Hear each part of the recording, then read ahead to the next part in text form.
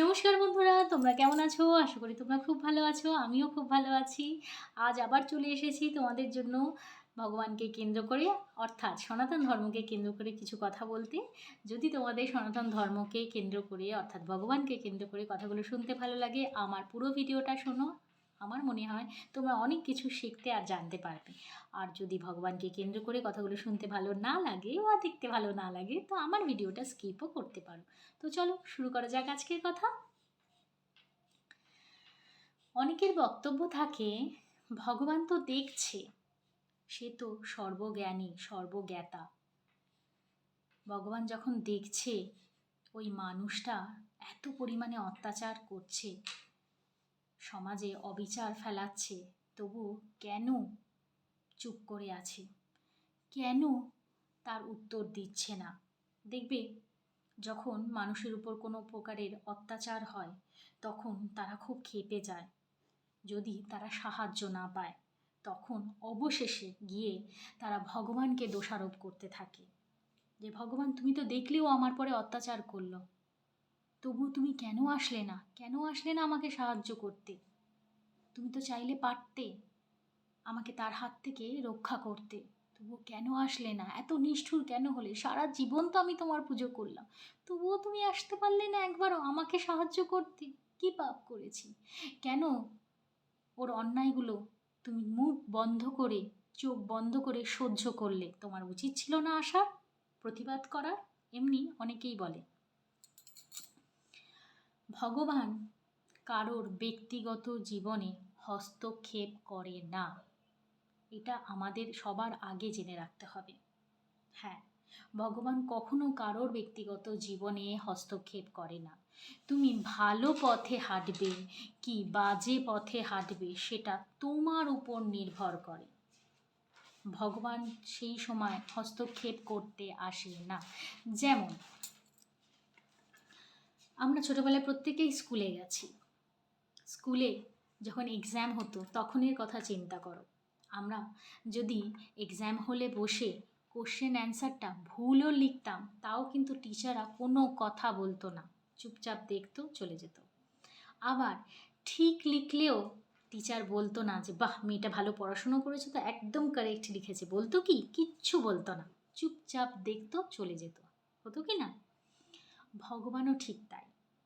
একটা সময় আসতো, তার 7 দিন পরে আমাদের রেজাল্টের দিন, তখন আমাদের বুকটা কাঁপতো, তাই তো? তখনই আমরা জানতে পারতাম আমরা কতটা ঠিকঠাক লিখেছি প্রশ্নের উত্তর। ঠিক ভগবানের ক্ষেত্রেও তাই। আমরা ঠিক পথে চলছি কি ভুল পথে চলছি, ভগবান কিচ্ছু বলে না। ব্যক্তিগত জীবনে হস্তক্ষেপ ভগবান করে না। সেটা মানুষের উপর নির্ভর করে, সে ধর্মের পথে চলবে কি অধর্মের পথে চলবে। কিন্তু একটা সময় আসে যখন ভগবান রেজাল্ট ঘোষণা করে, যেমন স্কুলে হতো। দেখবে অনেক মানুষ এমন আছে সারা জীবন কুকর্ম করে আনন্দে কাটিয়েছে, কিন্তু বুড়ো বয়সে সেই রকমই কষ্ট পেয়েছে। আছে আছে, একটু লক্ষ্য করে দেখবে, আশেপাশে পাড়া প্রতিবেশী আত্মীয় স্বজনের মধ্যে দেখতে পাওয়া যায়।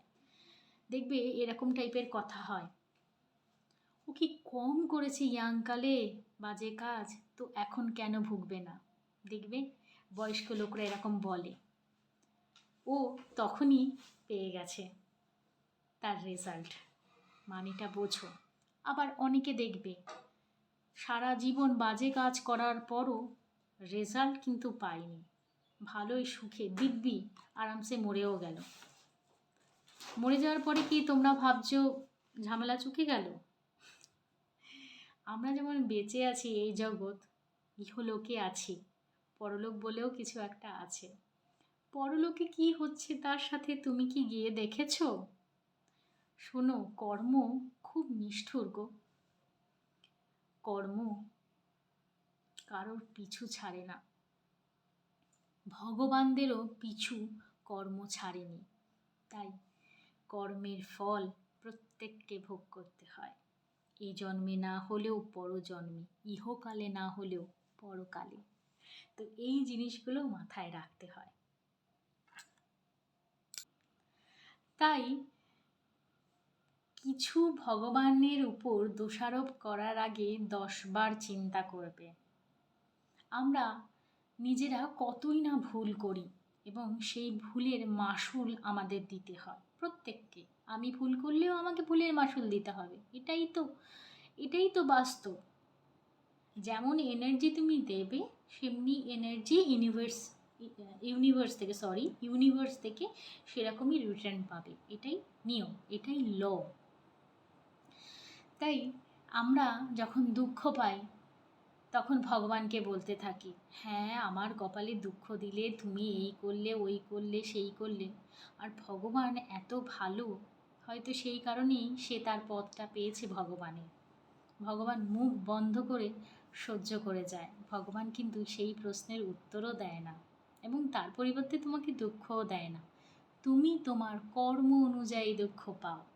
আজ যদি দুঃখে আছো, নিশ্চয়ই একালে বা পরকালে কখনো না কখনো তুমি কোনো কর্ম এমন করেছিলে যার জন্য তোমার এই ফল।